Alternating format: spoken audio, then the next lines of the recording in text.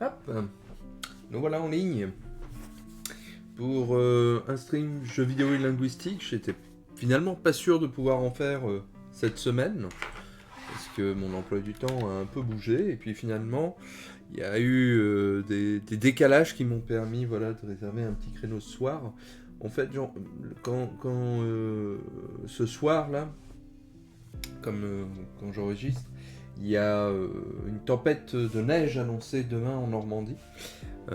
Et donc, j'ai plein de rendez-vous du coup qui se sont annulés au dernier moment. Les gens ont eu peur de ne pas pouvoir rejoindre la ville en voiture notamment. Donc ça m'a libéré un peu de temps. Donc je suis assez content parce que ça me permet d'enregistrer ce soir plus tranquillement, voire même de me reposer demain en fonction de l'état de la ville. Moi, comme je suis en ville, de toute façon, ça, je pense pas que ça me dérangera pour rejoindre le campus. Mais voilà. Du coup, j'en profite pour faire un petit stream linguistique et jeux vidéo. Et en profiter pour étraîner également mon filtre anti-pop. Yay! Alors j'en avais un avant pour mon micro. Et puis j'ai enfin investi dans un truc un peu mieux. Alors c'est comme une mousse, un genre de capuchon que je mets sur mon micro. Alors je sais pas du tout. Je le caresse. Je sais pas du tout ce que ça va donner. Ça fait très professionnel, j'aime bien. Il me faudrait. Il y en a, je vois parfois des youtubeurs, des twitchers qui ont même le bras articulé pour approcher le micro de leur bouche et tout. Bon, moi, je pense pas investir là-dedans un jour, mais voilà. Je trouve ça rigolo d'avoir ce petit appareil. C'est vrai que ça fait moins invasif que ce que j'avais avant. Donc bon, quoi qu'il en soit, ça, j'écouterai bien sur le replay ce que ça donnera lorsque... Hop. Je réponds à un message et puis je reviens.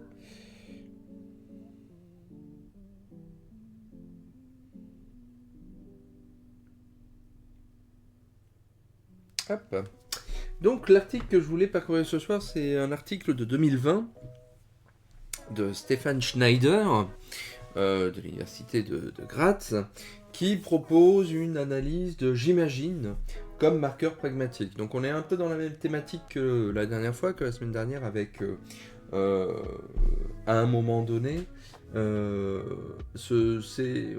est dans un parcours de pragmaticalisation, de constitution en marqueur discursif, et ici on va plutôt aborder les choses du point de vue diachronique, donc vraiment voir les différentes étapes qui transforment un marqueur comme j'imagine, qui à l'origine est un verbe, ayant des propriétés particulières, mais générales par rapport à toutes les autres constructions verbales, comment il va finir par se consolider dans un marqueur spécifique, sans doute par une phase de réaction faible ou de parenthétisation, ce que j'ai pu déjà explorer moi-même dans certaines publications. Donc ça permet de faire le pendant du coup avec ce que l'on avait vu la semaine dernière, en montrant de quelle façon on regarde diachroniquement comment ce type de marqueur apparaît et se consolide dans la langue. Donc c'est un article qui a été proposé lors du CMLF de 2020, du Congrès mondial de la linguistique française. Il est disponible en ligne, gratuitement, sans difficulté aucune. Et donc je vais le parcourir, donc si jamais il y a des gens qui sont dans le chat en ce moment, qui me voient et qui veulent poser des questions, intervenir, etc., n'hésitez pas à le faire. Donc, l'originalité de cet article, hop, je vais zoomer un petit peu, c'est donc de reprendre les concepts et outils de la grammaire de construction en diachronie. Donc les grammaires de construction, ce sont de nouvelles façons d'envisager les phénomènes grammaticaux. Il y a plusieurs mouvements en grammaire structuraliste, générative, etc. Et donc ces dernières années, on explore une autre façon de considérer les faits de langue que l'on appelle la grammaire de la construction. Peut-être qu'à un moment donné, je ferai un chapitre, je lirai un chapitre ou un article qui parle un peu de ces phénomènes-là, parce que c'est de l'actualité de la recherche grammaticale, et donc analyse, j'imagine, dans les textes de Frantext. Donc, Frantext qui est donc un corpus de langue française particulièrement bien utilisé, très complet, qui permet vraiment d'avoir un panorama assez large de tout ce qui est langue française du Moyen-Âge jusqu'à aujourd'hui. Donc à côté de l'usage comme verbe plein avec le signifié conceptuel cognitif, concevoir l'image d'un être ou d'une chose sous tel ou tel aspect dans telle ou telle circonstance, j'imagine peut apparaître en position détachée et isolée et y assumer le signifié procédural, croire, penser, supposer, c'est-à-dire qu'il guide l'interprétation et l'évaluation épistémique des éléments linguistiques qui se trouvent dans sa portée. Et donc il a un comportement que l'on peut désigner comme étant de verbe à réaction faible, hein. C'est un peu pareil que des verbes comme je dis, hein, ou je pense, voilà, qui se prêtent également à ce type de détachement, hein. Donc chez Honoré d'Urfé, comme je m'imagine l'impatience où j'étais par lui-même. Ensuite chez Malville, 1749, vous l'avez fait, je m'imagine ce petit rondeau, etc. Ou bien Diderot, hein, la variété des objets et l'abondance des idées qui n'ont jamais, j'imagine, passé par aucune tête que la mienne. Et là on a le même processus d'un verbe qui a à l'origine un verbe plein, que l'on peut utiliser dans un cadre de transitivité verbale. J'imagine quelque chose, j'imagine que, et puis ensuite il existe en position détachée, isolé par des virgules par exemple, où du coup il a un sens un peu dévié, et donc il devient un marqueur discursif, hein, d'interprétation et d'évaluation épistémique, c'est-à-dire que l'on porte une évaluation sur le contenu de ce que l'on est en train de dire. Donc, l'examen se concentre sur la première personne du singulier du présent de l'indicatif, parce que c'est la forme qui montre la tendance la plus forte à développer la fonction de marqueur de ce type de choses. Ça, c'est une tendance par rapport aux autres verbes, donc, que l'on appelle généralement les verbes à réaction faible, selon une traduction qui nous vient de la littérature, de la linguistique anglaise. C'est surtout des verbes qui se conjuguent au présent de l'indicatif et à la première personne. Donc j'imagine, je pense, je crois, etc. Vous avez quelques tours qui mettent en jeu des tours impersonnels du type il me semble, ou à ce qu'il me semble.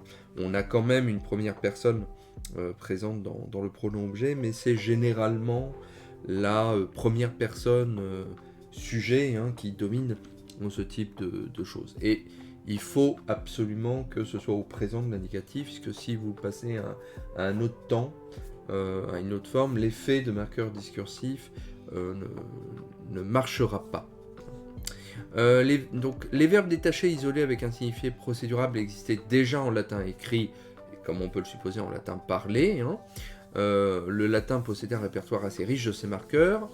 De nombreux exemples, hein, senseo, credo, opinor, puto, inquam, hein, qui s'emploie surtout dans les actes de langage assertif, hein, donc on donne un ordre, les verbes illocutoires obsecro, oro, quaeso, rogo, employés dans invocation, question et requête, hein, donc par exemple chez Cicéron, permii per inquam gratum feceris, tu me feras jeudi une faveur, dic obsecro Herclesario, dis-moi je te prie par Hercule sincèrement ce que je te demande, chez Plaute, tam casta est rogo Thais, Thaïs est-elle, je demande, tellement pudique.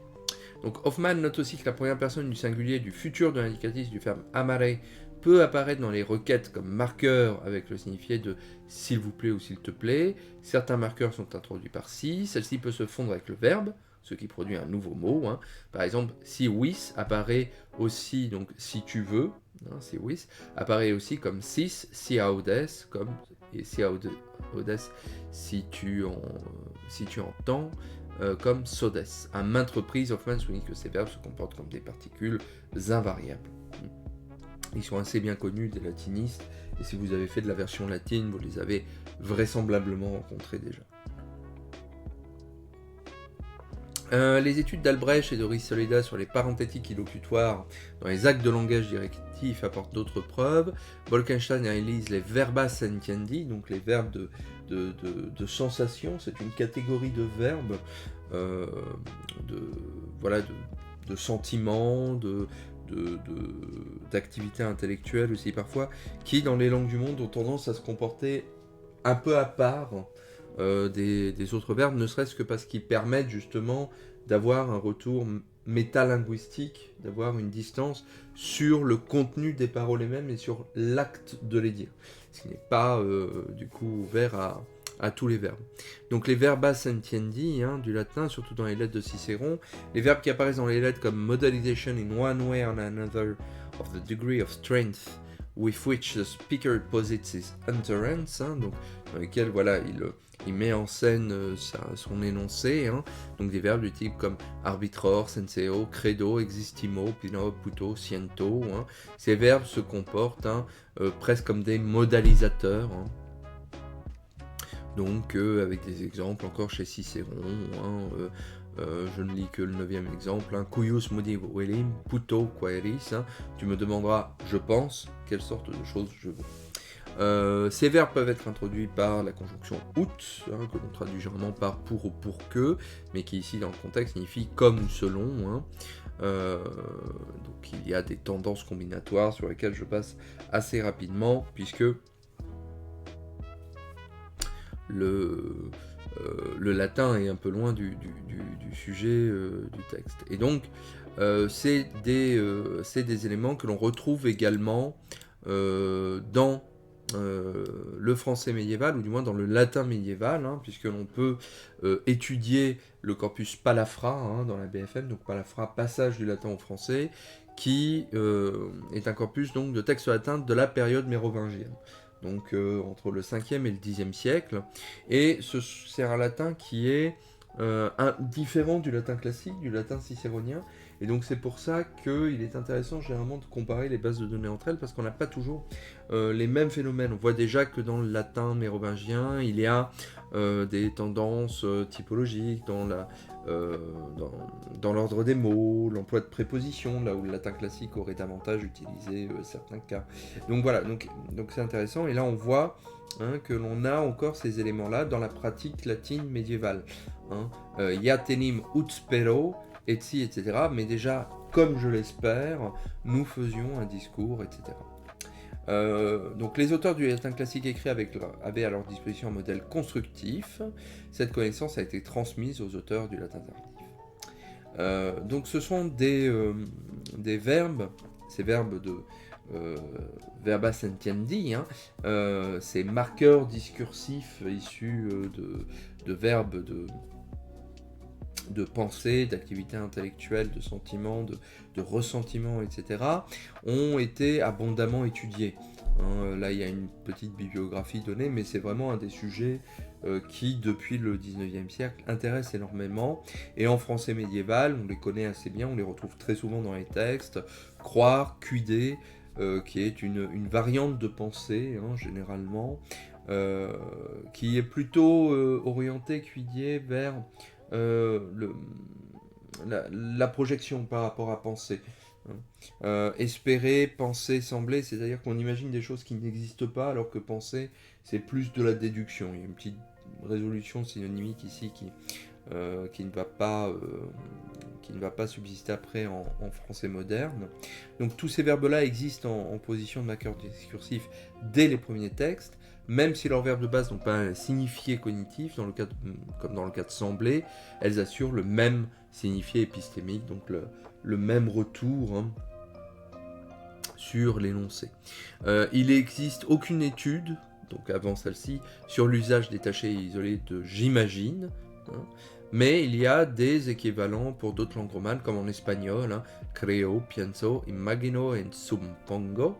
Donc, on vient combler une absence sur le chemin de grammaticalisation, de pragmaticalisation plutôt, de ce verbe en diachronie. Donc, en latin et dans les langues romanes médiévales, nous avons affaire à 3 groupes de marqueurs. Plusieurs d'entre eux sont présents en latin, mais disparaissent pendant la transition vers la langue romane. d'autres sont présents en latin et se sont maintenus, et puis un certain nombre dérivent de verbes ou de lexèmes qui sont présents en latin, mais qui n'apparaissaient pas alors en position détachée en latin, hein, et donc c'est une création des langues romanes de les instituer comme marqueurs discursifs, et c'est ce qui se passe pour le verbe « j'imagine », qui viennent donc des verbes latins imaginor et imagino, donc imaginor étant la version déponente de imagino, mais en latin, on ne les trouvait pas en position détachée. On a un certain nombre donc de verbes qui existent tant en latin que dans les langues romanes, hein, qui se sont assez bien maintenus, hein, comme le verbe cuider justement, hein, qui vient du latin cogito, le verbe sembler du latin similo, hein, que l'on trouve dans le XIIe siècle. Et donc, on pense qu'on peut envisager que les auteurs qui étaient encore pétris de langue latine ont reporté cette tendance latinisante dans les textes en langue vernaculaire. C'est du moins une hypothèse que l'on peut faire de façon assez fondée. Et donc la question, c'est de savoir ce qui se passe lorsqu'il y a une création d'un nouveau marqueur, comme j'imagine. Donc il faut identifier les constructions où le verbe apparaît, où j'imagine apparaît, et dans lesquelles elle va se développer. Hein. Et donc, quelles données ont été utilisées, si je me rappelle bien. Je vais passer un peu rapidement. Ça, c'est des discussions sur le corpus qui peuvent être intéressantes, mais c'est vrai que voilà, dans le cadre d'une explication des phénomènes, c'est un peu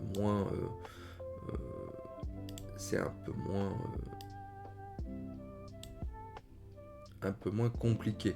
Donc il y a des questions d'équilibrage, est-ce que l'on doit prendre toutes les occurrences dans un même texte ou dans un même auteur, est-ce qu'on doit varier la cadence, etc.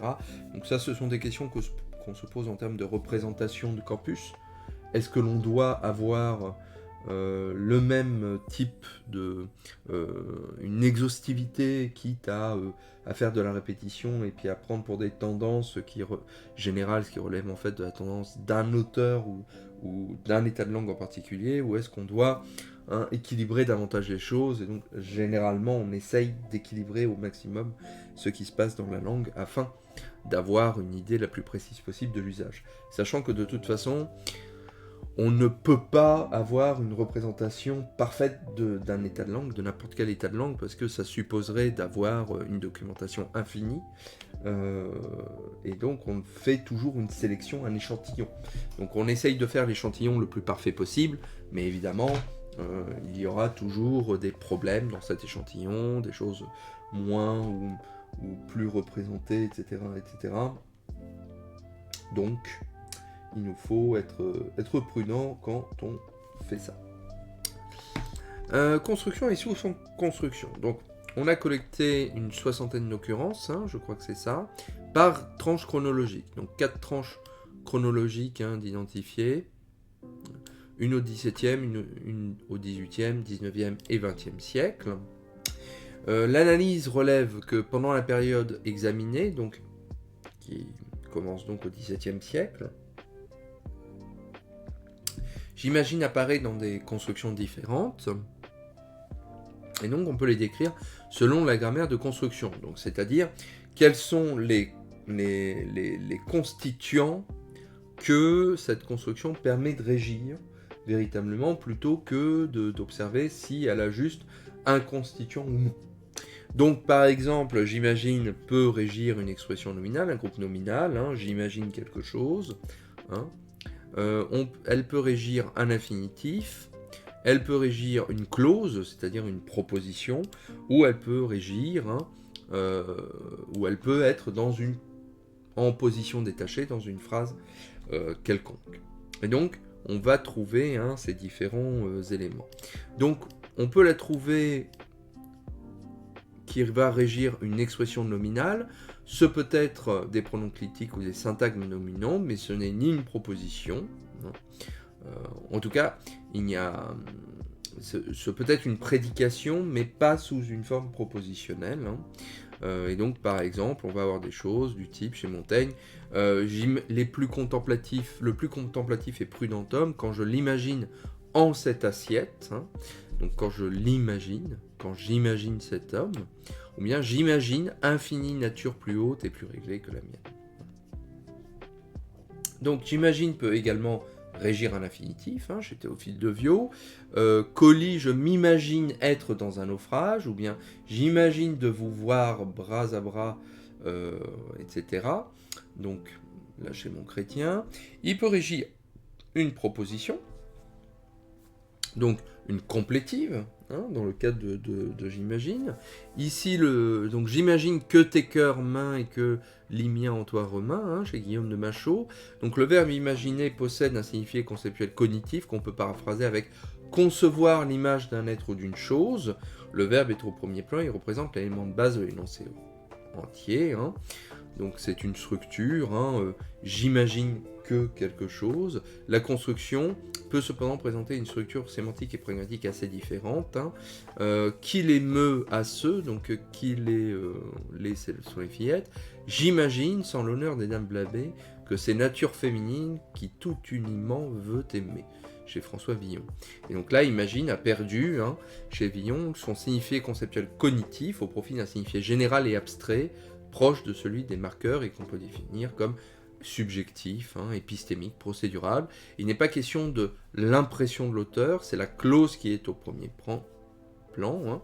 C'est-à-dire le fait que sans l'honneur des dames blâmées, c'est nature féminine qui tout uniquement veut aimer, imagine, ne représente que la prise en charge réduite de l'auteur. Donc on se met un peu en arrière, il y a un décalage, hein, entre la forme syntaxique et la structure sémantique, que l'on voit très bien. En fait, c'est comme si on faisait une remarque en deuxième instance, hein, plutôt que de la chapeauter sous cette idée d'imagination, hein, que l'on aurait avec une structure complétive.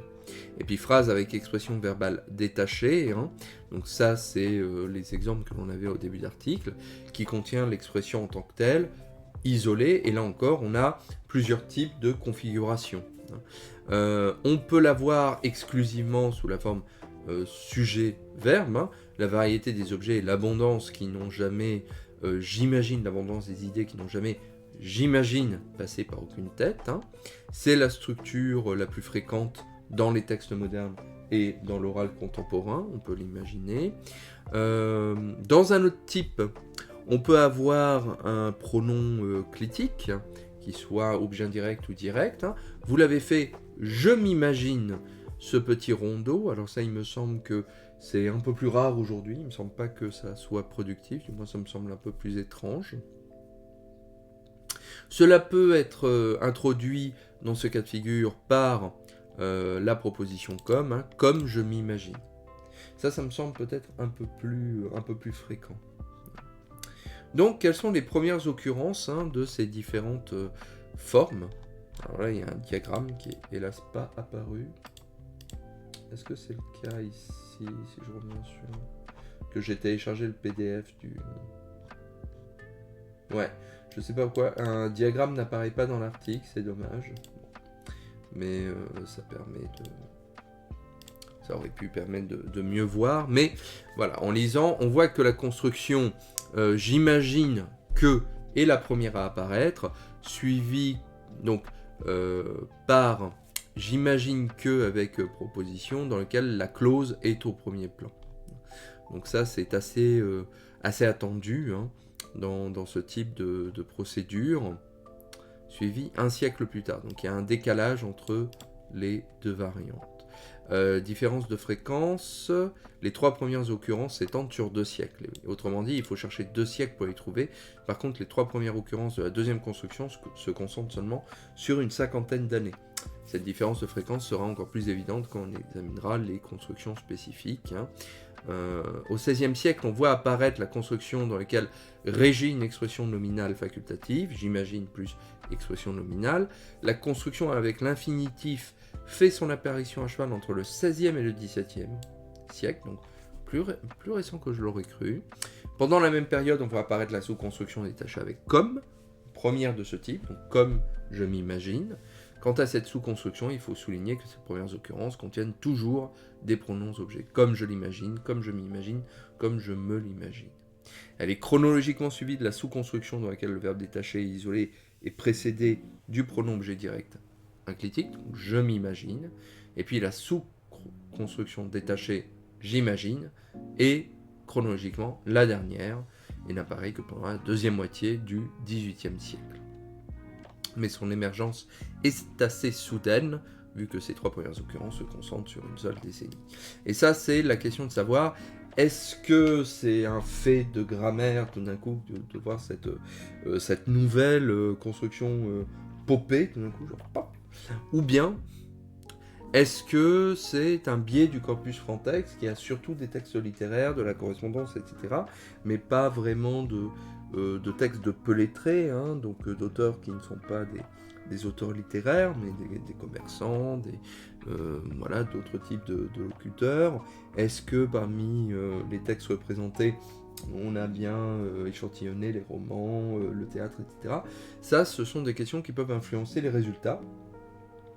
Donc globalement, le cheminement d'apparition des constructions et des formes en diachronie sont assez bien connus. On sait que ça se passe dans telle ou telle période parce qu'on a suffisamment de preuves empiriques pour situer au moins un siècle ou un demi-siècle dans lequel ça se passe.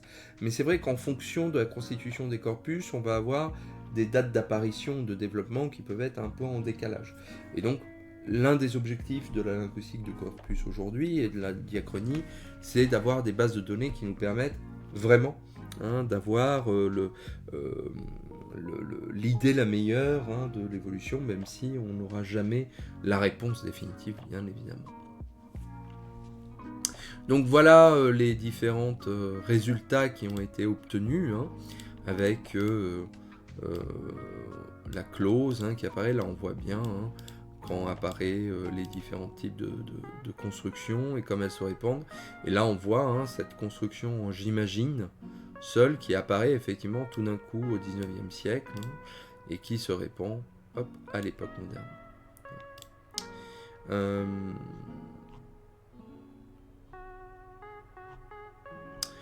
Donc même à l'époque, voilà, la construction qui introduit des groupes nominales joue un rôle très important dans toutes les tranches chronologiques, c'est-à-dire qu'on la trouve quand même assez fréquemment au XXe siècle.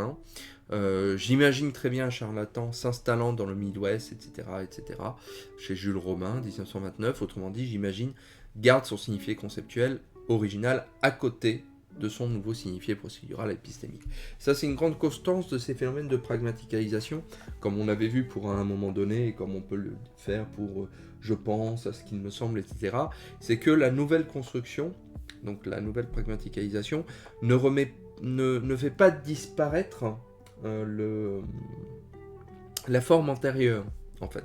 Il y a une coexistence et une spécialisation de ces différents termes qui va se manifester soit par une petite modification de l'expression, donc ce n'est pas tout à fait le même sens que l'on a entre j'imagine quelque chose et tu viens, j'imagine me voir, il y a une nuance sémantique plus ou moins marquée, et puis ce qui va les distinguer, ce sont leurs propriétés justement constructionnelles ou combinatoires. J'imagine ne va pas pouvoir se trouver ou très difficilement à d'autres personnes, à d'autres temps, etc. Il y a un blocage en fait syntaxique sur les possibilités combinatoires de cette forme que l'on ne retrouve pas, comme dans l'exemple 18, j'imagine très bien un charlatan, etc. etc. Donc, on a une répartition comme ça des formes qui ne deviennent pas strictement équivalentes et donc qui ne sont pas nécessairement superposables. Et donc c'est pour ça qu'aujourd'hui on parle occasionnellement, on m'avait posé des questions là-dessus il y a un moment donné, de la disparition de que, de la dite disparition de que, parce qu'on entend assez souvent des gens dire j'avoue, je crois j'avoue ça fait bizarre, etc. Mais en fait le j'avoue ça fait bizarre coexiste avec j'avoue que je n'ai pas fait mes devoirs. Il n'y a pas de remplacement d'une forme par une autre, il va y avoir une spécialisation des formes dans les corpus, et elles vont coexister, comme ça c'est fait pour j'imagine, comme ça c'est fait pour je crois, je dis, etc., depuis l'époque médiévale sans difficulté aucune. Et les corpus nous permettent de voir ça in vivo et de voir comment ce chemin de grammaticalisation, de pragmaticalisation, qui est assez régulier, que l'on sait assez bien décrire maintenant, est généralement observé. Donc la construction avec l'infinitif reste secondaire, donc c'est la plus rare, j'imagine être, etc., etc. C'est vrai, alors après l'infinitif et ce qu'on appelle les formes quasi-nominales du verbe, donc ils peuvent remplir des rôles assez bien établis et propres aux groupes nominaux, si ce n'est qu'ils peuvent régir des compléments comme des verbes. Donc c'est une forme qui est très utile du point de vue de la construction grammaticale. Et donc c'est intéressant de voir que ça a peut-être été une stratégie à un moment donné entre les expressions nominales et les propositions pour ménager la chèvre et le chou, si on peut dire. Hein. Mais c'est vrai que ça me semble un peu soutenu aujourd'hui. J'imagine venir, etc. Ouais, peut-être un niveau de langue un peu plus rare. À partir du 19e siècle, j'imagine que, en tant qu'option préférée pour exprimer la prise en charge réduite, commence à être concurrencée par la construction évidentielle. Au 20e siècle, cette dernière prime sur toutes les autres. Hein. Vous n'allez pas le défendre, j'imagine. Alors qu'au 19e siècle, cette construction était encore variée et comprenait les trois autres. Au 20e siècle, elle n'en comprend plus qu'une. Donc on a vraiment une organisation stratifiée, hein, dans laquelle la construction qui régit la clause, une proposition, s'est émancipée pour devenir un marqueur épistémique et évidentiel. Hein. La sous-construction détachée avec comme est la première à apparaître, et suivie de la sous-construction détachée avec un pronom, puis à la fin du XVIIIe siècle, de la sous-construction détachée moderne. Et donc, jusqu'au XXe siècle, j'imagine conserve deux signifiés et deux usages. Le signifié conceptuel original, concevoir l'image d'un être ou d'une chose, et son nouveau signifié procédural, croire, penser, supposer. Et donc on voit très bien de quelle façon on a pu passer de l'un à l'autre, hein, glisser. Il faut quand même qu'il y ait une relation sémantique initiale pour autoriser ce déplacement. Et donc c'est le cas de j'imagine qui se prêtait assez bien par ce type de choses. Et ce qui est intéressant, enfin moi ce que je trouve intéressant dans cette analyse-là, c'est que c'est une construction finalement qui apparaît assez tardivement en français, alors que tout était là déjà au XVIIe siècle, avec comme je m'imagine, etc.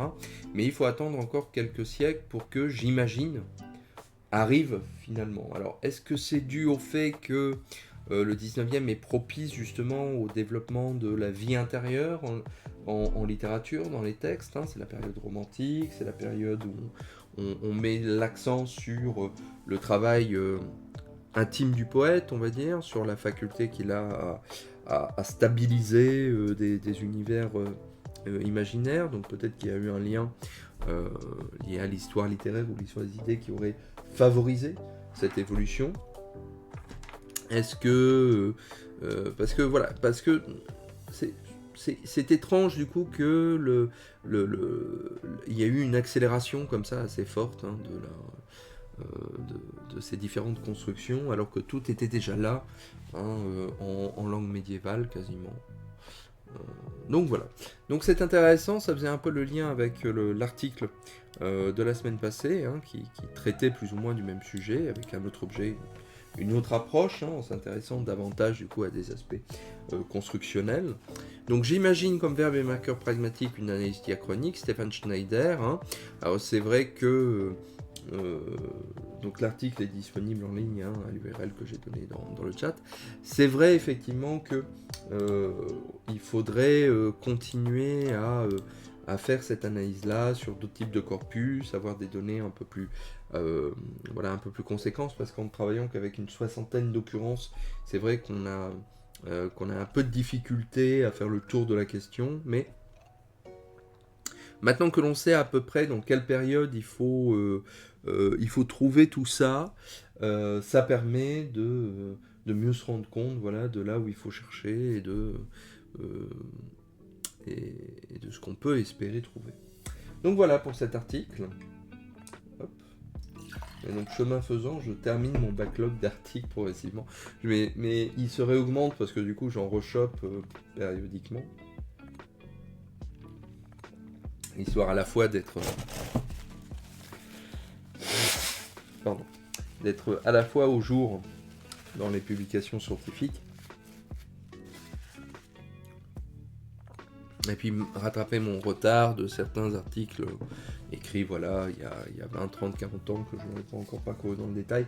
Je connais maintenant, je pense, les articles les plus fameux de ma discipline, mais c'est vrai qu'il y a toujours des articles très intéressants qui ont pu être publiés et qui n'ont pas été nécessairement mis en lumière, peu cités, etc., mais qui sont néanmoins très intéressants. Donc il y a de la fouille scientifique à faire et c'est un travail que j'aime bien. En regardant dans les bibliothèques, en fouillant un peu dans les bases de données bibliographiques, comme maintenant on a accès quand même à des facilités de recherche de ces articles, voilà, d'une façon beaucoup plus puissante et systématique que l'on avait auparavant. On gagne, je pense, à redécouvrir ces articles-là et ne pas aller constamment citer les 5 ou 10 mêmes que tout le monde connaît. Il est temps de valoriser un peu tout le stock de la connaissance scientifique que nous avons accumulé depuis plusieurs dizaines d'années. Bref, hop, je passe en grand écran et puis tac, on va reprendre The Talos Principle 2. Hop, donc je me désentortille. Alors, j'ai pas mal avancé dans le jeu depuis la dernière fois que j'ai pu y jouer. J'ai dû y jouer une quinzaine d'heures de plus, donc je suis, je dirais, dans le dernier tiers du jeu.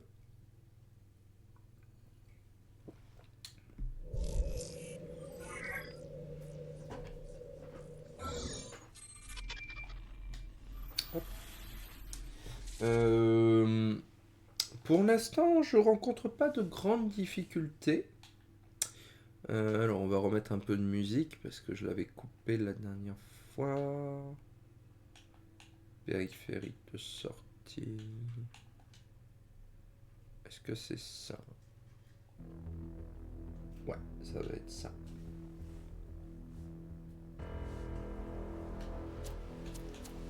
Hop. Donc, j'ai découvert d'autres mécanismes depuis. Et puis là, dans la zone où je suis actuellement, donc je suis au sud 3, oasis circulaire. Le concept, ce sont des plateformes qui tournent sur elles-mêmes. C'est-à-dire que ce type de plateforme-là, il y a des interrupteurs sur les murs qui me permettent en fait de la faire pivoter et donc d'ouvrir des portes, des passages. Quand toi tu grésilles beaucoup, c'est assez agaçant. Il faudra vraiment que je trouve de nouveaux écouteurs, je pense. Alors... Hop, je vais régler ça. Ouais. Je comprends pas pourquoi mes écouteurs Bluetooth ne fonctionnent plus avec le stream, ça marchait très bien. Et puis... Bref. Donc, voyons voir un peu ce qui se passe ici. Alors, pour l'instant, j'ai pas beaucoup de choix. Donc, je vais faire quelques énigmes. Et puis, on verra bien ce que ça dit. Alors, qu'avons-nous par là? Encore du bleu. Rouge.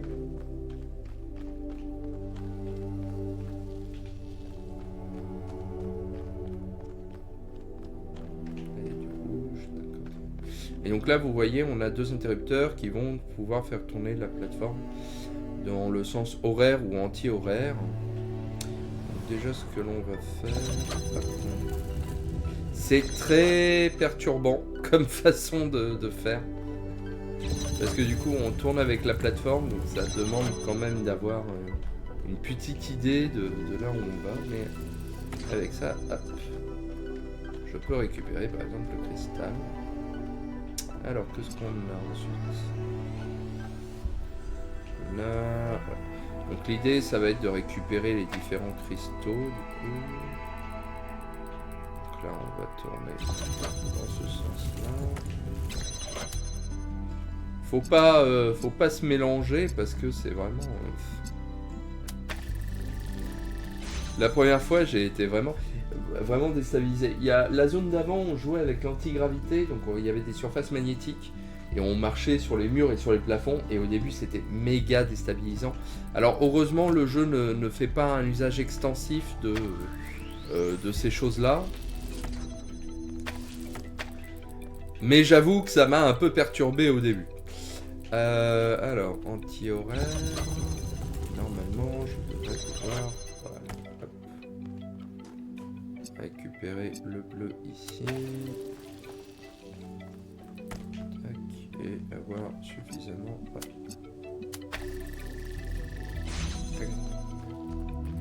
Et avec ça, j'ai le troisième.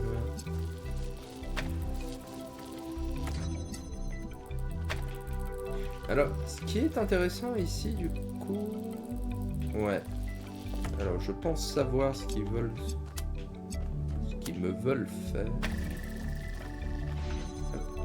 Donc, on va aller côté... On va... L'OST est vraiment génial. Alors, j'avoue que j'ai eu un peu de mal à rentrer dans le jeu, initialement. Parce qu'il est très bavard par rapport au premier. Ce qui m'a assez surpris, parce que le premier est vraiment... alors, le premier est bavard, parce qu'il y a Elohim, il y a l'ordinateur, etc., avec qui on parle et tout, donc il y a toujours de dialogue, mais on est seul. C'est une expérience assez solipsiste. On ne voit personne d'autre avant la fin de la partie. Alors que là, dès le début, on est en communauté, il y a des gens, on en parle et tout, et ça donne... une autre saveur au jeu, et c'est vrai qu'au début je voyais pas trop où il voulait me faire aller, et maintenant que j'ai mieux compris ce qu'il voulait faire, voilà, ça m'a davantage plu.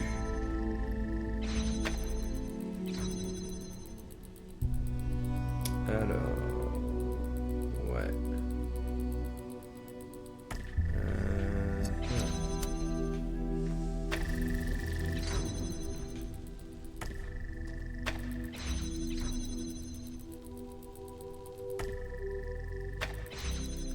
Alors,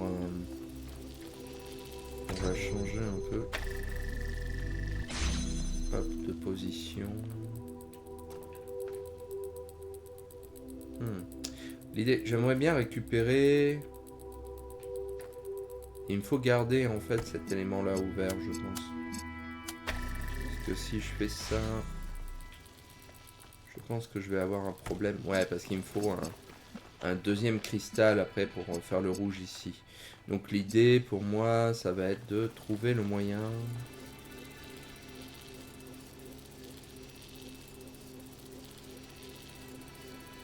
Alors, comment je peux faire?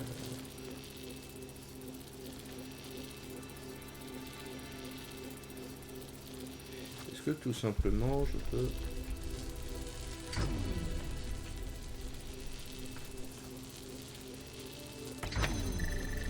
Eh oui, non, parce que du coup...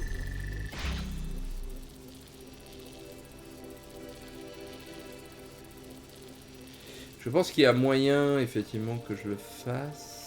Alors, il faut que je me représente comment le faire, en fait.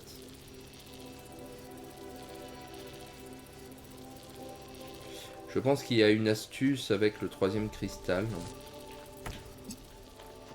Pour bloquer le rayon.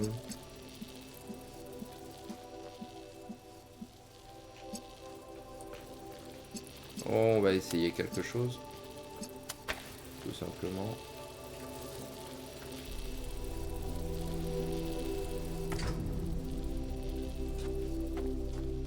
Ok.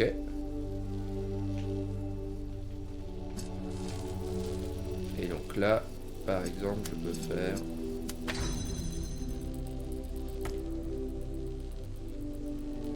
Je pense que j'étais pas mal. J'étais pas mal. J'ai mal géré la dernière petite... petit élément, mais c'était l'idée.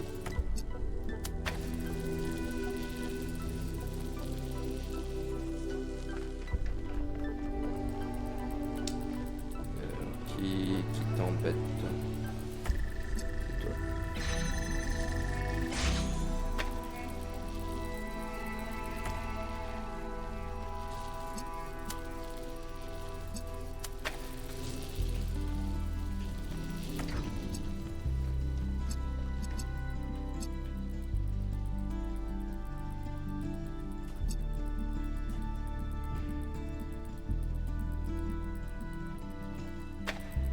Comment j'avais fait? Attendez.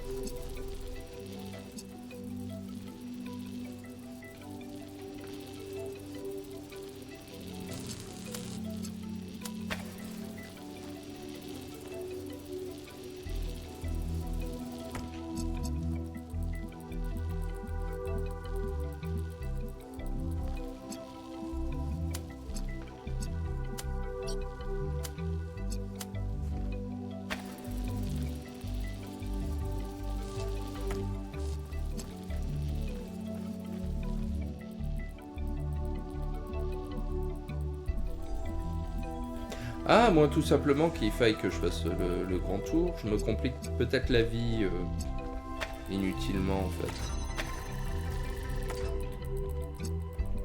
Peut-être que l'idée c'est tout simplement ça. J'utilise juste cet élément là pour aller là. Ouais, puis après je peux juste faire ça, voilà. Je vais me compliquer, je pense, la vie bien inutilement. Hop. Ah, mais du coup, j'ai oublié de te... Nah. Ok. Hop.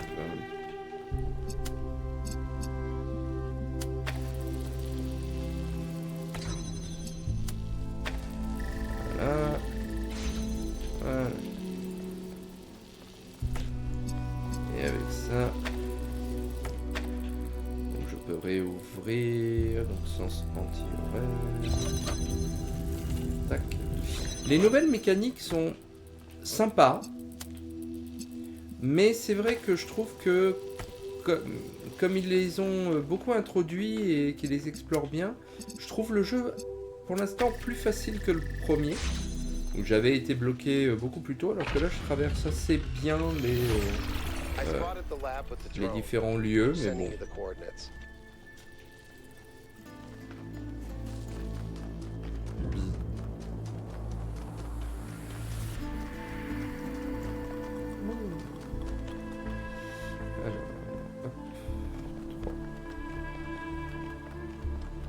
Aussi, j'apprécie pas le fait que je doive parfois, assez souvent, parcourir de longues sections à pied avant d'atteindre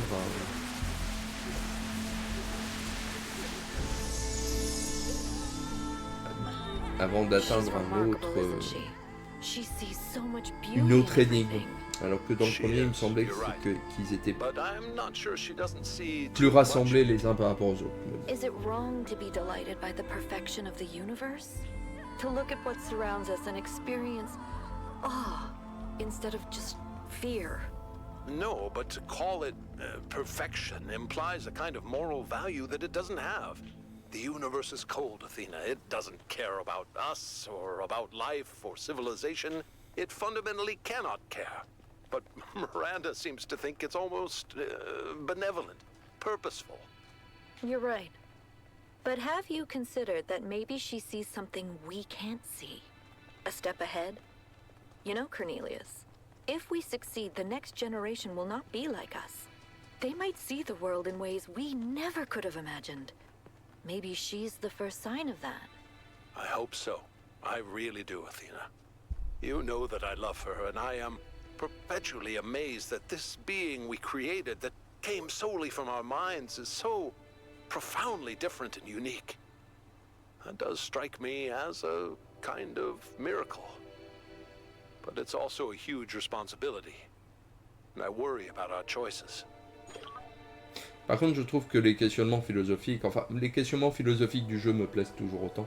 Alors, pour certains, ça peut être effectivement de la branlette, de la masturbation intellectuelle, et je comprends tout à fait que ce soit le cas, mais je trouve que c'est de la bonne philosophie. Donc, démontage. Alors, qu'est-ce que nous avons ici? Oh, c'est nouveau ça. D'accord.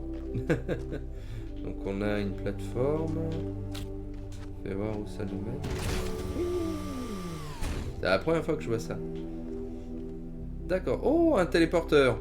Donc ça, c'est un des nouveaux objets qui ont été introduits dans une des zones précédentes. C'est-à-dire qu'on vise le téléporteur et zap, on s'y rend.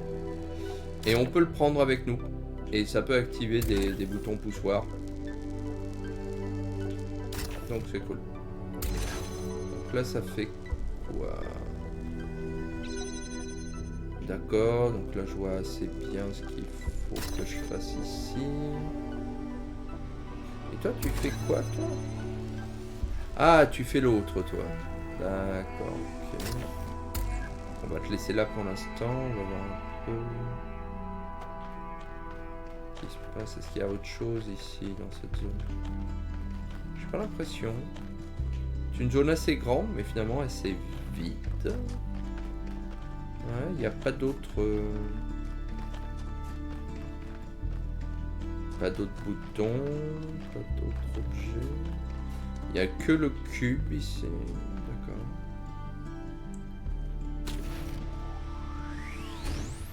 Ok, bah déjà on va pouvoir récupérer le cube avec le téléporteur.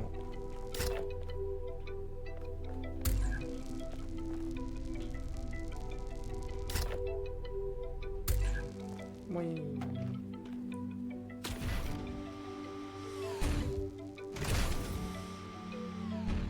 Ah, quoique. Peut-être pas finalement. Si, en mettant le téléporteur, si. Faut pas le mettre sur la plateforme, mais en le mettant ici, hop. Je pense qu'on peut se téléporter. Zip. Donc déjà, on a récupéré ça.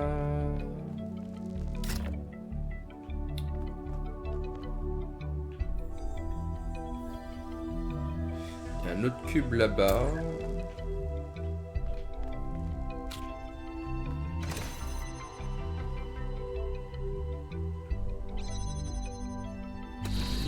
Ah, mais je reviens. Ben oui. Intéressant. Je pense que je peux faire en sorte de sauter assez vite pour ne pas me faire avoir, mais... Et donc là, la plateforme va rester, du coup. D'accord. Et donc j'ai un deuxième cube. Et donc oui, donc l'idée va être de trouver le moyen d'activer l'autre interrupteur. D'accord. Intéressant.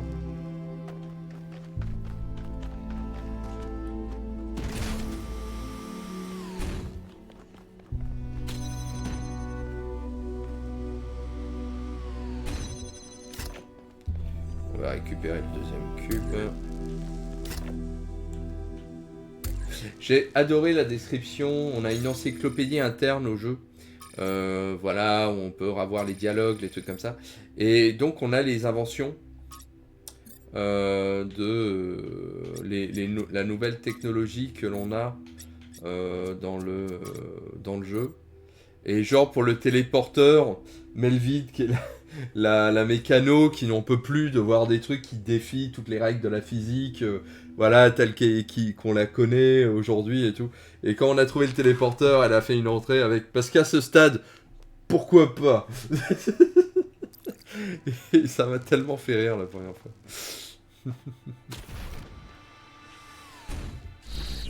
Ok.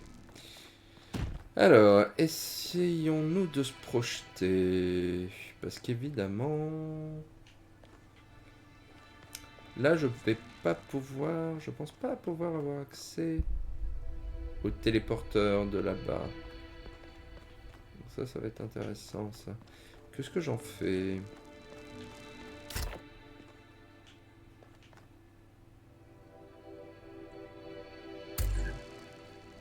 Je vais peut-être avoir besoin d'un cube en bas. Bon. Hop, tu restes là, toi.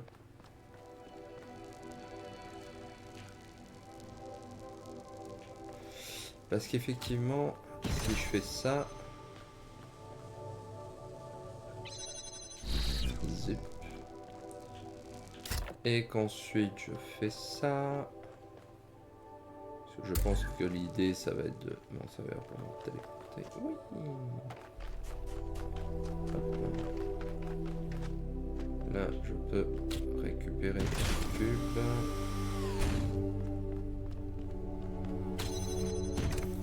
Je peux faire ça. Et je pense que... Hop, téléporter. Yay. Good work. Keep going. Merci. J'aime bien quand ils me font des compliments, mes copains. Hop. Et...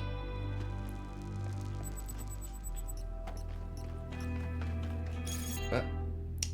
Que voyez-vous? Une personne piégée dans un labyrinthe qui cherche désespérément une issue, quelqu'un qui salue son ami heureux de vivre dans un endroit merveilleux, un ancien humain qui appelle quelqu'un au téléphone, rien. C'est une grenouille, c'est un français, quoi? Comment ça, c'est un français? Quoi? Pourquoi c'est un français? C'est un globe oculaire.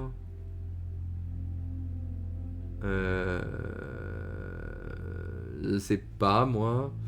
On va dire c'est un globe oculaire dans un robot géant.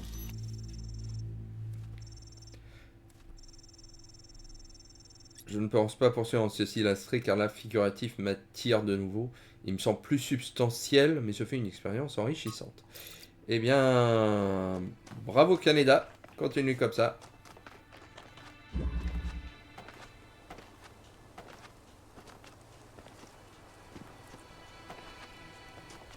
Oui. 4. Eh ben c'est parti.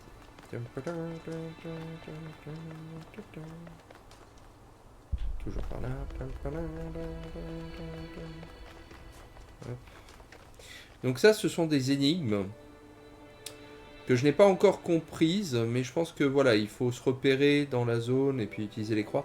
Mais les zones sont tellement grandes que je ne sais pas si je pourrais m'y repérer tout seul. Je pense que pour ces éléments-là, je vais plutôt utiliser une Solus parce que la navigation comme ça à l'extérieur me plaît absolument pas dans le jeu. Je trouve il manque une minimap. Avec une minimap, je l'aurais fait, mais sans carte, c'est... Ouais. Contrôle. Ok.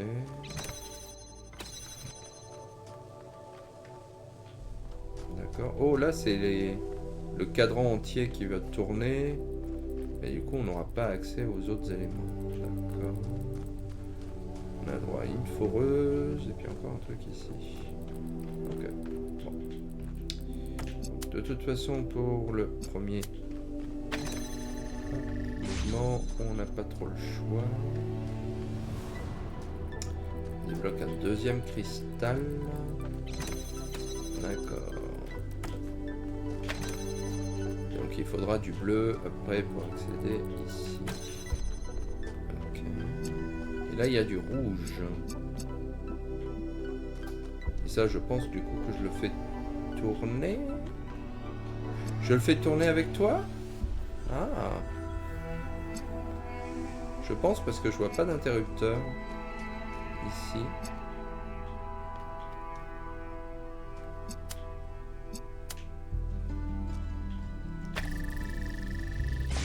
Yay. Ah. Ah ah. Hop là.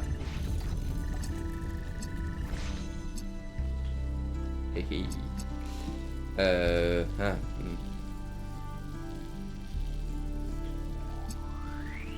C'était peut-être pas la meilleure des idées de faire ça.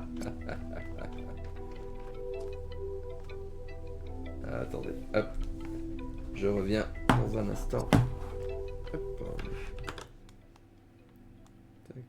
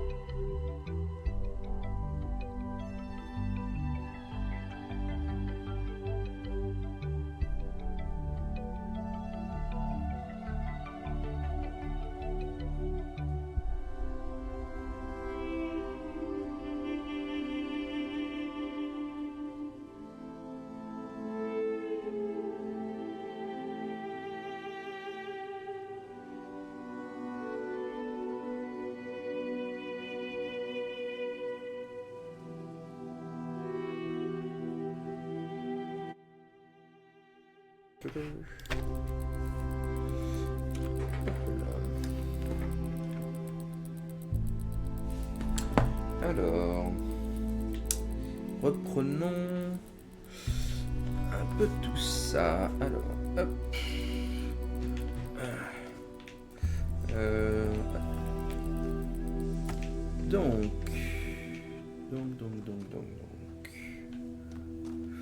Donc, que se passe-t-il si je te mets pas sur la plateforme? Qu'est-ce qui t'arrive, toi?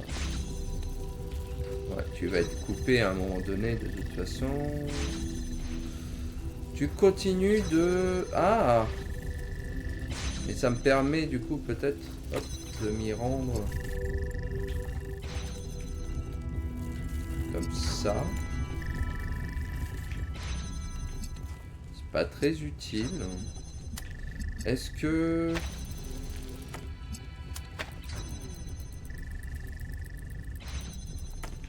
Yep.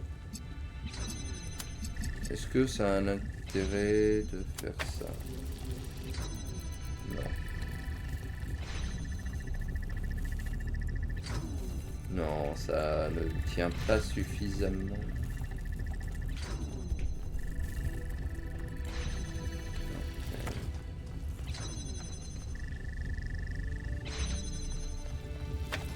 Quel est l'intérêt de faire ça? À moins que...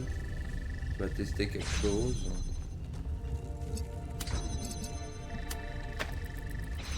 On va voir.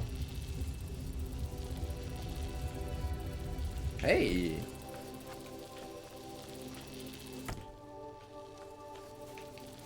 D'accord, je pensais pas que ça fonctionnerait, mais écoutez. Avec ça, nous avons la foreuse. Donc la foreuse, de toute façon, je pense que l'idée, ouais, ça va être d'avoir là pour qu'elle active le bleu ici. Alors, par contre, il va me falloir... Ouais. Il va me falloir le deuxième...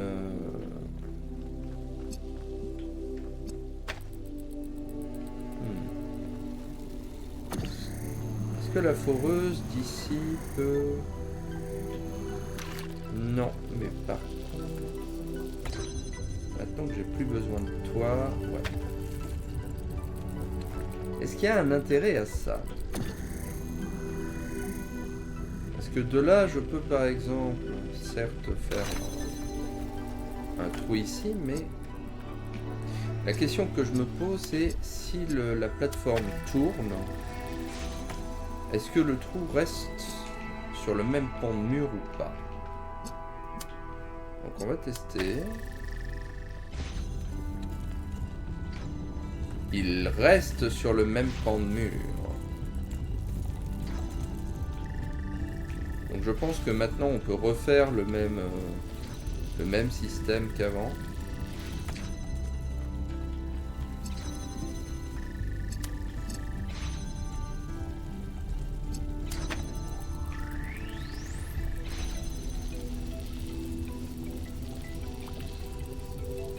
Hop. Te récupérer toi. Et puis... Ah non, ça marche pas. Et non.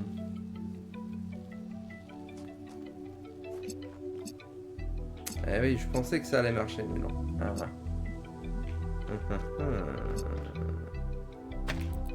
Ok, d'accord, comment ça. Ce que je peux faire éventuellement, je pense, c'est te mettre derrière. Ça, je peux faire.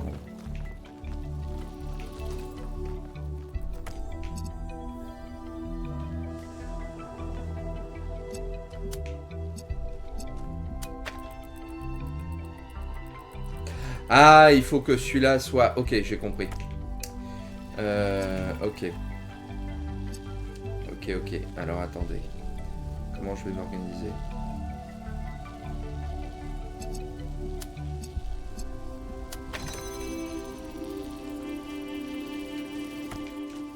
Hop. Et donc, avec ça, je devrais pouvoir te choper. Et avec ça, boum.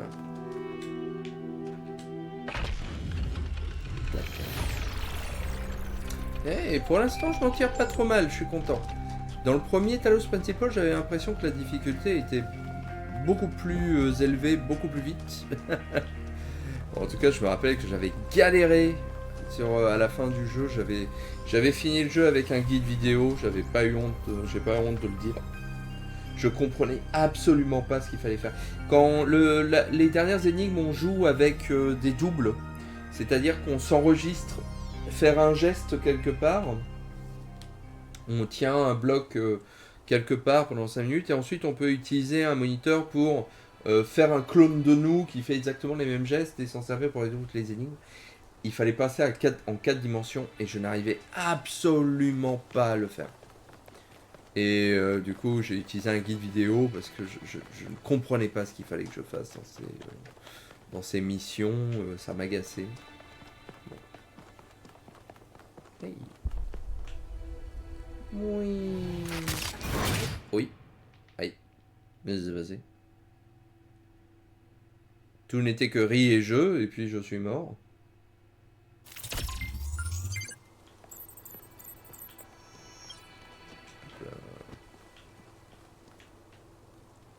Qu'est-ce qui s'est passé là? Ok.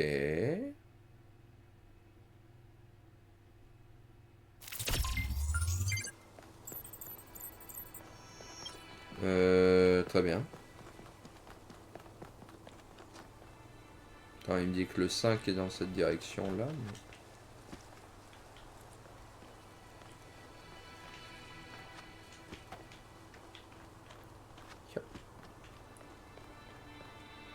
En bas sans doute, mais... Oui, parce qu'il y a un genre... Oui, d'accord, c'est un genre de barrage, il y a un enclos, et puis nous, on est dessous, mais... J'aurais pensé qu'on puisse descendre. Que ça, c'est des ascenseurs que l'on peut emprunter, alors à moins que ce soit un ascenseur pour monter et pas pour descendre. Ce qui est tout à fait possible. On va essayer de faire le tour.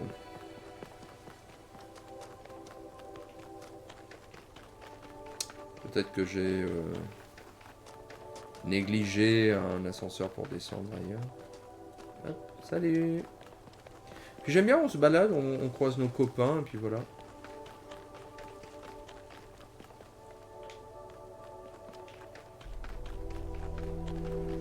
Alors... Où est-ce que j'ai... Ouais, là j'ai fait tout le tour du cercle extérieur.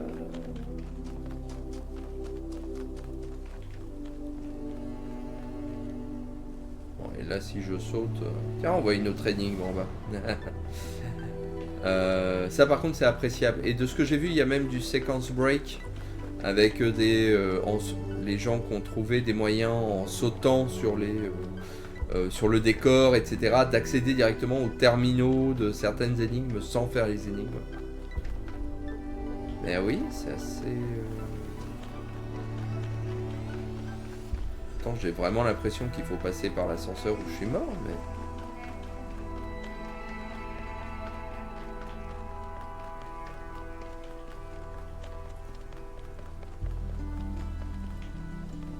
Hey, caillou. Je sais pas pourquoi j'ai fait ça. Je trouvais ça rigolo. Mais non, j'ai l'impression que le seul moyen de descendre, c'est dans cette... C'est là-dedans.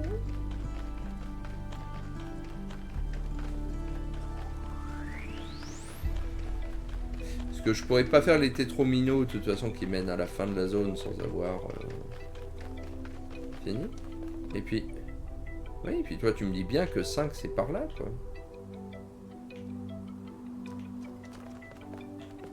Qu'est-ce qui se passe?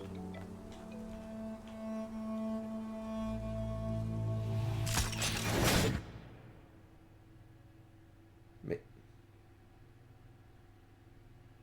Est-ce qu'il faut d'abord que je découvre genre le labo secret avant de faire ça?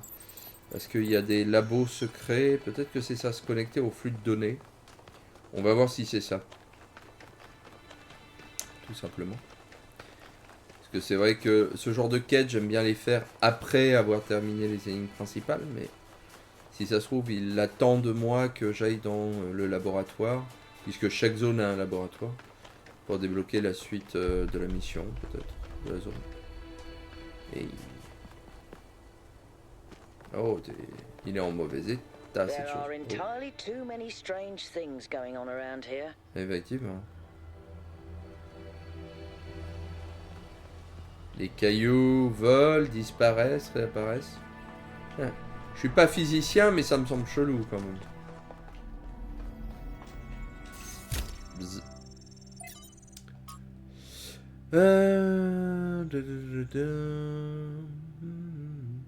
Bon, pareil, je lis vite, mais voilà, si jamais vous regardez le replay et que vous voulez lire davantage, n'hésitez pas à faire pause. Hein.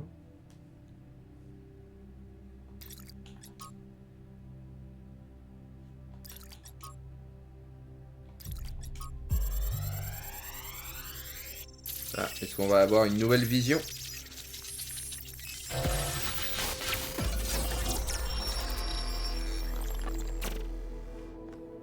It's over. We failed. Everything we thought we were doing.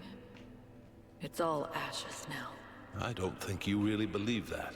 She's gone, Cornelius. She's gone because I failed her. She's gone because the machine that I built killed her. She was perfect. And now, she's nothing. I know you don't want to hear this. I know you want her to be perfect, to be blameless. But you didn't kill her, Athena. She killed herself. She killed herself because she was reckless, because she was naive. And frankly, because she was a little arrogant, too. She was reckless because I filled her head with dreams. Dreams of the future. Of a better world. A world that nobody wants. No, no, it's not the dreams that killed her. It's that we brought her here. It's that we tried to build all this outside the city. We raised her without people, without society. The wilderness is for prophets, Athena, not for children. We should have stayed, fought for our ideas. It's too late now. It's too late.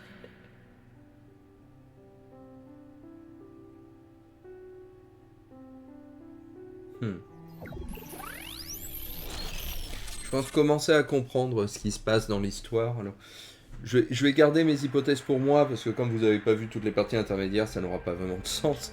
Mais... je pense commencer à comprendre ce qui se passe dans cette mystérieuse zone. Ah tiens. Hop. Salut copain.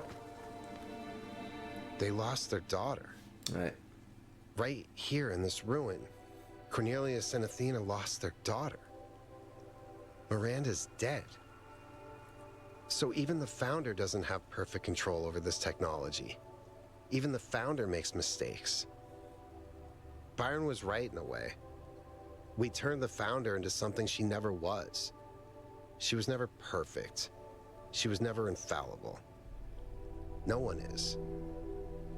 Listen, I understand why you and Byron see so much hope in this technology. You want us to be better, to grow. But what if it all goes wrong?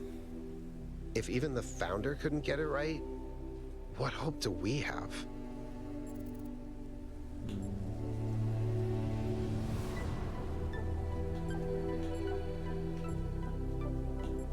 Nous ferons des erreurs. Les choses peuvent toujours mal tourner, quoi qu'on fasse. But what if one mistake is enough? One mistake was enough to kill Miranda. And the energy readings from inside the megastructure are insane. What if we try to use it and blow a hole in the planet?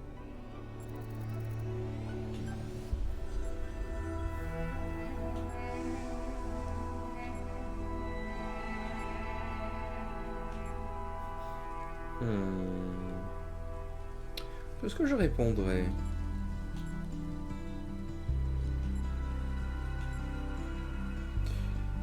Qu'est-ce que je répondrais?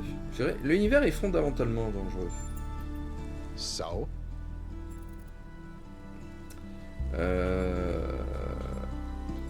Alors il n'y a pas de démarche sûre, seulement des risques délibérés ou imprévus.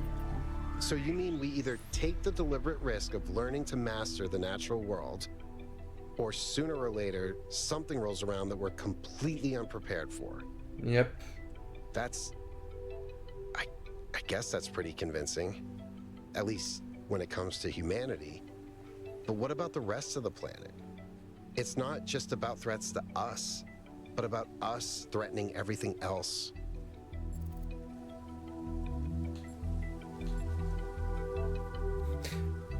Au diable la planète, le soleil finira par mourir. Oui. Demande donc aux dinosaures. Ouais, bon, c'est un peu violent. Sans intervention humaine, les phénomènes d'extinction sont inévitables. So, we might do a lot of damage, but nature will definitely do a lot of damage. Like you said, no safe course of action. And if we don't screw up, we're the only ones who could actually preserve the planet. Yeah, that makes sense. It's a little grim, but yeah. Pour moi, c'est le juste milieu. Hein. Thanks for talking to me. The truth is, lately, I sometimes feel kind of lost. The universe is vast and threatening. History is depressing, and I need something to hold on to. Something other than fear. I have to figure out what that is.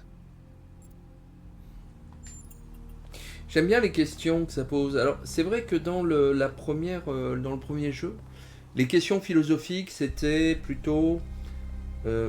c'est quoi... Ah bah voilà. And Yakut, I'm sorry about Miranda.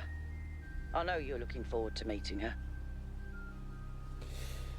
Il y a le premier, c'était plus c'est quoi être humain, que ce qui nous définit, notamment par rapport aux animaux, la conscience, voilà, ce type de choses.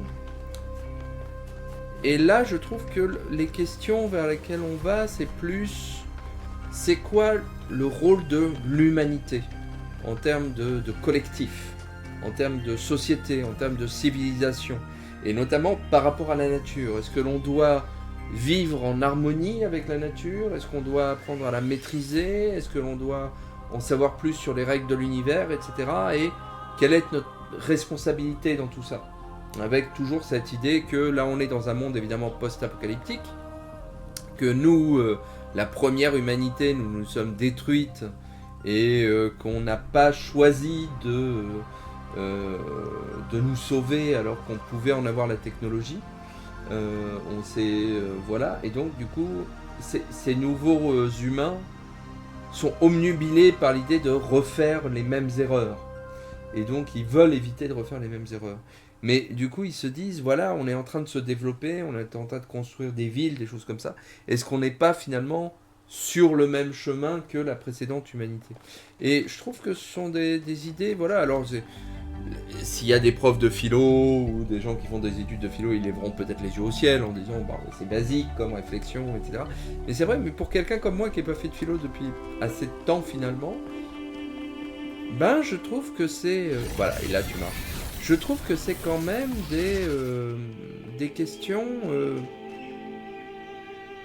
intéressantes à se poser. Et très notamment en ce moment de notre histoire collective, hein, que ce soit avec le dérèglement climatique, avec les pandémies, avec la disparition des ressources naturelles. Ce sont des questions auxquelles il va falloir qu'on se confronte. Et ma philosophie, ça a toujours été de dire les problèmes arriveront quoi qu'il advienne, quoi que l'on fasse. Et donc on peut soit s'y préparer, soit se les prendre dans la gueule. Et je préfère être préparé. Et je préfère anticiper ce qui va venir, et puis, quitte à faire des préparatifs, au moins y avoir réfléchi et comprendre comment je réagirais. C'est plutôt ma philosophie. Ça ne veut pas dire que je suis constamment en surcontrôle de tout et que je ne veux pas être surpris, mais que si je peux anticiper des problèmes, bah voilà, j'aimerais bien parvenir à le faire. Quoi qu'il en soit, je propose, on va essayer de terminer cette énigme-là, et puis je vais m'arrêter là pour ce soir. Ça fera à peu près 2 heures de stream. Combler le vide. Alors, qu'est-ce qu'il y a ici? Ah, c'est marrant, c'est une entrée en 2 temps. Il y a un genre d'antichambre ici. Non. Ok. Ok, donc je présume voilà, que l'idée ça va être de trouver un deuxième endroit.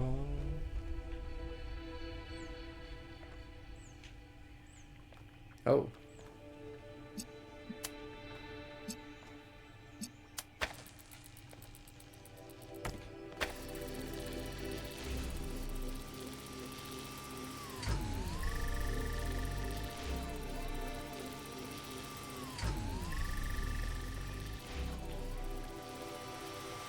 Hop.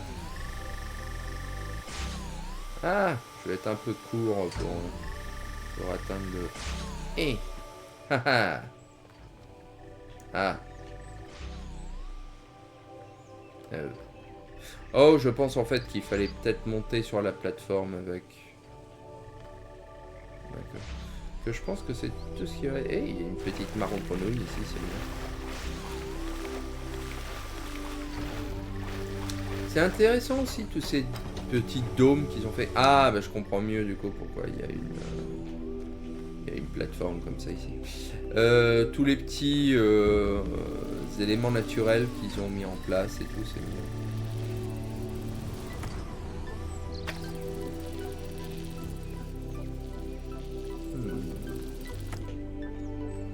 Alors la question...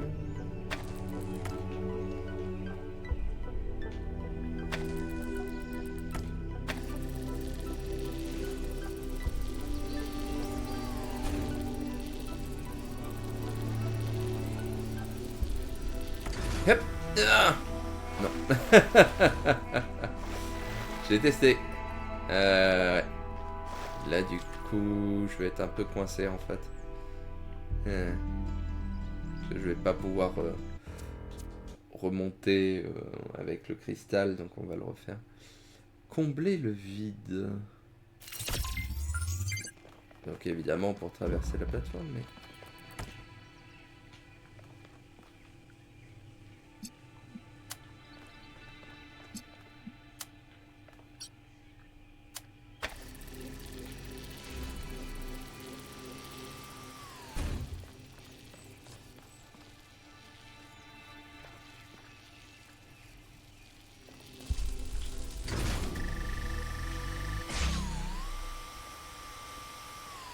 Il y a de l'idée.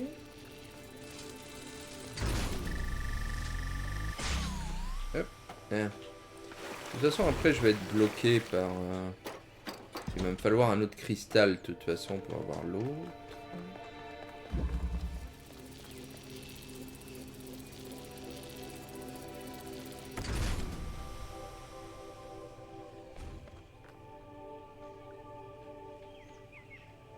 Est-ce que je peux te mettre sur la balustrade?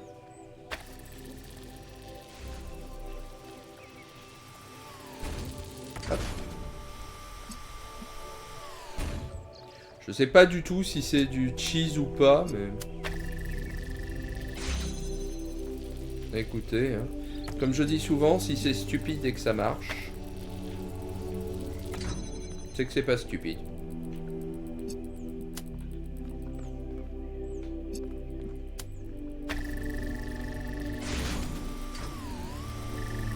Alors.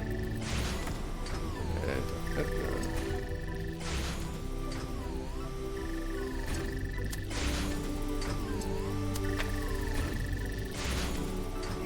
Le problème va être de retenir maintenant. Hop là.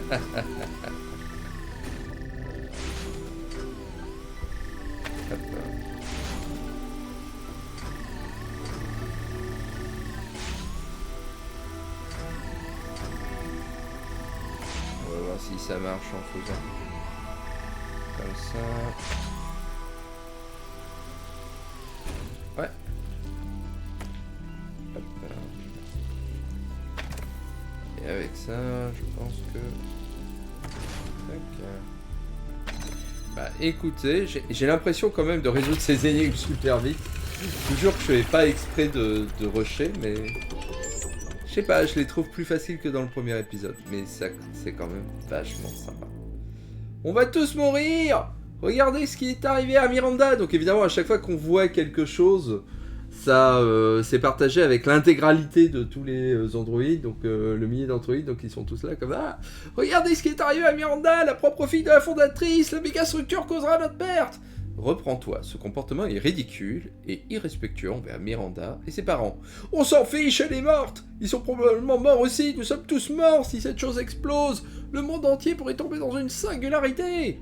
Fred, reprends-toi, tu veux. Ce que tu dis tient la route, mais paniquer ne résoudra rien. On peut s'inquiéter, mais jusqu'à présent, j'ai trouvé les arguments de Wanke, c'est moi, tout à fait convaincants. Chaque avancée dans l'histoire de l'humanité s'accompagne d'erreurs et de sacrifices. Tirons-en les leçons. Personne ne comprend. Nous devons écouter Pandore ou nous brûlerons. Fred, pourquoi ne pas passer par mon atelier pour discuter? J'ai quelque chose qui pourrait t'aider avec tes majuscules. Merci le gars. Je vais fermer ce fil de discussion.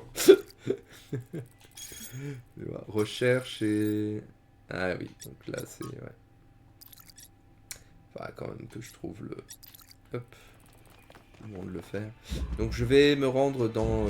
l'entrée de la prochaine énigme, et puis on arrêtera par là. Hey, un terminal.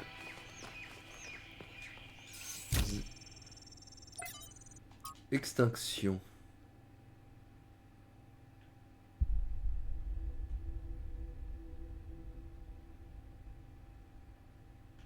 Ah, c'est intéressant ça.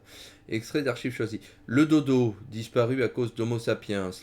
La rétine de Stellaire, l'éderne du Labrador, le criquet des montagnes rocheuses, le loup de Tasmanie, etc., etc., etc., disparu à cause d'Homo sapiens. Homo sapiens, que leur réserve l'avenir.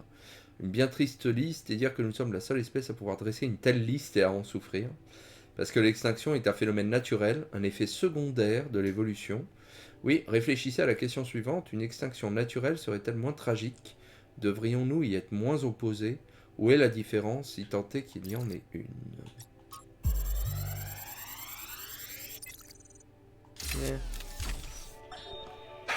Man, this sucks. It's one thing hearing about the symptoms, it is another totally to experience them. I feel like an insect trapped in resin, slowly congealing. I can keep working for a while though. There's still a bunch of critical tasks. I don't know what I'll do when I'm done. A lot of people have gone home, but Alexandra's still here. I don't think she's left even once, not even when her best friend died. We chatted a bit yesterday. She likes peanut ice cream. Not pistachio. Peanut. Well, at least we can agree that strawberry is an abomination. Donc ça, c'est des archives des derniers humains, donc l'équipe qui a créé les robots, voilà, que l'on incarne. Je trouve ça assez touchant comme histoire, vraiment. Moi en tout cas, ça me touche. Narrativement, voilà, je trouve que c'est... ça me parle. Alors encore une fois, je comprends tout à fait les gens qui diraient que c'est pompeux, que ça se regarde écrire, etc. Je comprendrais tout à fait cet argument, même si c'est pas le mien, mais... Je trouve que ça marche bien sur moi. Le jeu d'acteur, l'écriture et tout, ça marche bien. Et encore une fois, ce que je trouve agréable, c'est que le jeu nous permet de squeezer tous les dialogues, on laisse beaucoup facultatif, enfin voilà, il nous impose pas cette narration. Et je trouve ça assez cool de leur part. Donc voilà. Donc hop, déplacement. Bah, écoutez, hop, on va s'arrêter ici. Tac. Pour hop, ce soir. Et puis voilà. Le stream sera un peu plus court que de coutume, mais j'avoue que j'ai du sommeil en retard et j'aimerais bien passer une nuit un peu tranquille. Et puis la dernière fois, je me demandais quoi faire en jeu vidéo comme ça en stream. Et en fait, j'ai trouvé des randomizers pour Donkey Kong Country.